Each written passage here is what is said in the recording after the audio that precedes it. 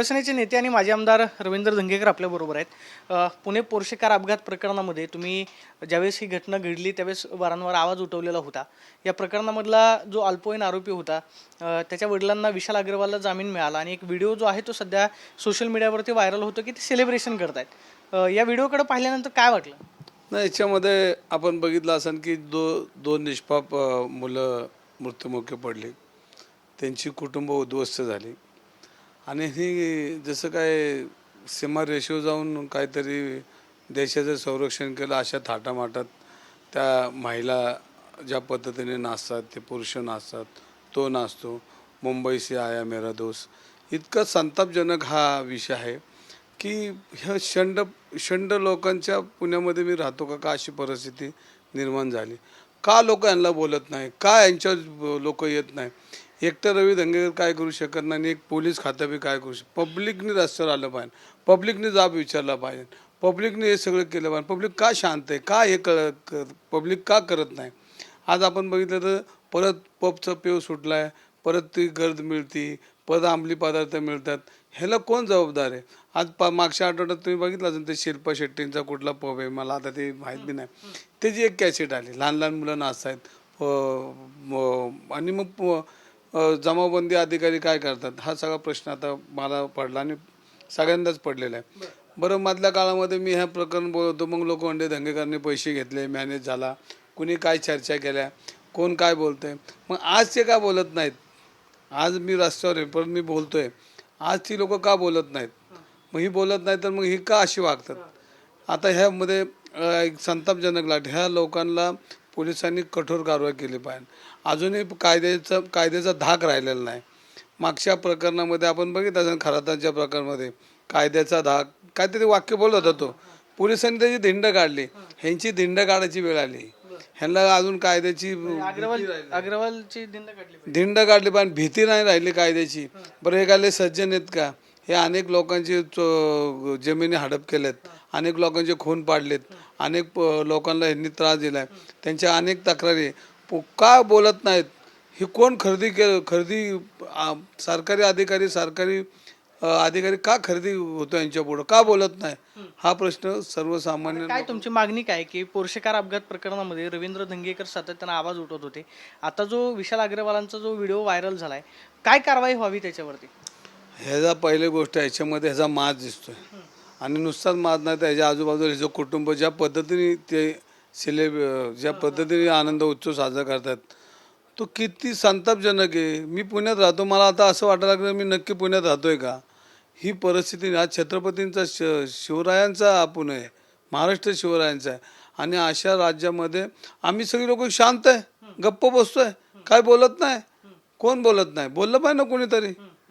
पण आता लोकांनी बी याच्यामध्ये जनतेने काय पोलिसांना काय मागणी करणार का की या व्हिडिओची सत्यता पडतावी किंवा विशाल अग्रवालची चौकशी जी आहे ती करावी, जामीन मिळाल्यानंतर अशा पद्धतीनं सेलिब्रेशन करणं किती होईल? नाही, विषय तो आहे, याच्यावर कठोर कारवाई केली पाहिजे. यांना माज आहे, हा माज उतरवला पाहिजे. पैशाचा माज आहे आणि सत्तेचा माज आहे. सत्तेची लोक आजूबाजूला असल्याशिवाय असा माज कोण करत नाही. पोलिसांना भीतच नाही, घाबरतच नाही. अरे मग कोणाला घाबरणार आहे ते? एवढं त्यांना 2-2 वर्ष जेलला राहावं लागलं, त्यानंतर जरी सुधारणा होईल तर उलट जास्तीचं करतायत. गळ्यात पैशाचा हार काय, पैसा काय, अरे काय काय चाललंय काय? आणि मग हे सगळं किती माज आहे. ह्याच्यावर कठोर चौकशी झाली पाहिजे. ह्याच्यावर त्यांना प्रतिबंधक अजून आणि अनेक त्यांच्या तक्रारी आहेत. त्यांना काही 100 तक्रारी निघतात, त्यांच्या 100 त्यांच्यावर गुन्हे दाखल आहेत. पोलिसांनी त्यांच्यावर कठोर कारवाई केली पाहिजे. अजूनही मोका बिका 2-4 काहीतरी कलम काढून त्यांना टाकली पाहिजेत. तुम्ही असं म्हणताय की हा व्हिडिओ पाहिल्यानंतर संताप जो आहे तो मनामध्ये आला. या अपघातामध्ये जे मृत्युमुखी पडलेले आहेत त्यांच्या कुटुंबानं प्रतिक्रिया दिली की सगळं काही घडत आलं, मात्र अजूनही आमच्या कुटुंबाला न्याय मिळाला नाही. एकीकडे विशाल अग्रवाल बाहेर येतो आणि सेलिब्रेशनचे व्हिडिओ जे आहेत ते सोशल मीडियावर पाहायला मिळेल. मी तेच म्हणतो की ही संतापजनक कृत्य आहे. इतका जर माज असेल तर मग आम्ही लोक पुणे रस्त्यावर आलं पाहिजे, त्यांना जाब विचार, घरात घुसून त्यांना ठोकलं पाहिजे. अशा पद्धतीचा माज आहे त्यांचा आणि हा माज उतरवला पाहिजे. मला तर काय कळतच नाही, पुण्यात लोक राहतात का नाही इथनं सुरुवात आहे. तुम्ही काय पोलीस आयुक्तांची भेट घेऊन काय मागणी? आता तुमच्या माध्यमातूनच बोलतात, त्यांनी बी तो बघितला असेल. तुमच्या माध्यमातून आता विनंती करतो आयुक्तांना की एकदा करा काहीतरी, ह्यांना लगाम बसवा. त्यांनी तशी कारवाई केली, म्हणजे काय ती कारवाई केलीच, पण तरी कारवाई केल्यानंतर तेवढा जर माज असेल आणि तुम्हाला जर या पुण्यावर पैशाच्या ज्यावर माज करायचा असेल तर तो उतरवला पाहिजे पुणेकरांनी. पुणे शहरामध्ये गुन्हेगारी जी आहे ती दिवसेंदिवस वाढते असं सांगितलं जातं. काही ठिकाणी टोळके जे आहे ते उघडपणे हातामध्ये कोयता घेऊन फिरतात, कुठं गोळीबाराची घटना होते. पुणे शहरामध्ये खरंच कायदा आणि सुव्यवस्था राहिली आहे का? नाही ना, आता बघा परत त्याच्यावर मी मुद्द्यावर येतो की याच्यामध्ये पुण्याला जी उपनगरं जोडली गेलीत, प्रचंड लोकसंख्या पुण्याच्या दिशेने राहायला येत आहेत आणि ही उपनगरं मुंबईच्या खालोखाल आता पुन्हा मोठं होत चाललं आहे. पूर्वी मुंबईत ही गुन्हेगारी होती, त्या काळामध्ये त्यावेळच्या राज्यकर्त्यांनी ती संपुष्टात आणली आणि संपुष्टात आणल्यानंतर मुंबईला आता दादागिरी दिसत नाहीत, पण आज पुण्यात इतकी प्रचंड दादागिरी की रोज एक मृत्युमुखी आपण बघतोय. आणि ज्या पद्धतीने सूड उगवल्यासारखं कोयते घेऊन मुंडकं तोडण्यापर्यंत रोजचा प्रकार हा होतोय, हे काही भूषण नाही पुणेकरांना, हे चुकीचं आहे. पण ह्याच्यामध्ये मग कोणाचं अपयश आहे मग, राज्यकर्त्यांचं आहे की पोलिसांचं आहे? नाही, पोलिसांना पूर्णपणे बळ दिलं पाहिजे आणि त्या बळाचा उपयोग पोलिसांनी कायद्याचा बळ घेऊन केलं पाहिजे. मी नेहमी म्हणतो की कधीतरी आता हे संपुष्टात येण्यासाठी कठोर पावलं उचलली पाहिजे.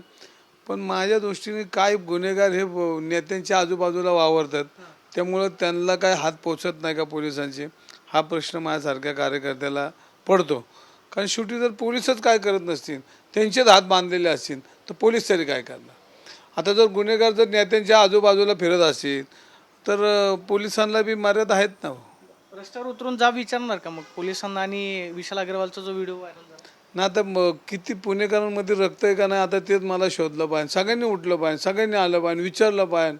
आज एवढं आपण बोलतो करतो आणि मग आपण पुण्याच्या संरक्षणासाठी पुण्यामध्ये जे चाललं आहे, पुण्याचं नावाला काळिंबा लागण्याचे प्रकार असे घडले जातात.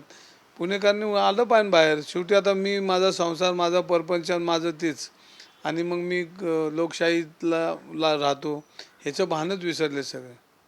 तर आपण पाहतोय की विशाल अग्रवालचा जो व्हिडिओ व्हायरल झालेला आहे त्याला घरात घुसून ठोकलं पाहिजे, अन्यथा पोलीस आयुक्तांनी त्याला काय तो बंदोबस्त केला पाहिजे. मात्र पुणेकरांनी या सगळ्या प्रश्नांवरती आवाज उठवायला हवा अशी प्रतिक्रिया रवींद्र दंगेकरांनी दिल्यास पाहायला मिळते. Camera person Tejas Sonvi, Pradeep Kapse, TV9 Marathi, Pune.